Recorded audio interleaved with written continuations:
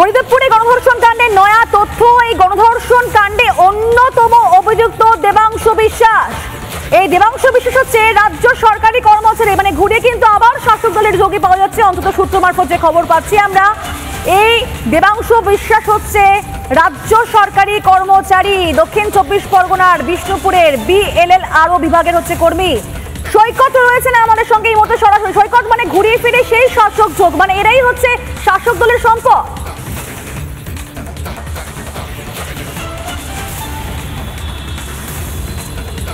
একদমই সেটাই দেখা যাচ্ছে। হরিদেবপুরে যে গণধর্ষণের অভিযোগ হয়েছে, এই গণধর্ষণের ঘটনায় অন্যতম অভিযুক্ত এই দেবাংশু বিশ্বাস বিষ্ণুপুর 1 অর্থাৎ দক্ষিণ 24 পরগনার বিষ্ণুপুর 1 ব্লকের ব্লক ল্যান্ড এবং ল্যান্ড রিফর্ম অফিস, যে অর্থাৎ BLLRO যে অফিস, সেই অফিসের একজন সরকারি কর্মী। তিনি কিন্তু পার্মানেন্ট চাকরি করেন সেখানে। প্রথমে গ্রুপ ডি হিসাবে কাজে জয়েন করেছিলেন, তারপরে প্রমোশন পেয়ে সূত্র মারফত জানা যাচ্ছে এই মুহূর্তে লোয়ার ডিভিশন ক্লার্ক পদে এই দেবাংশু বিশ্বাস ওরফে দীপ রয়েছে।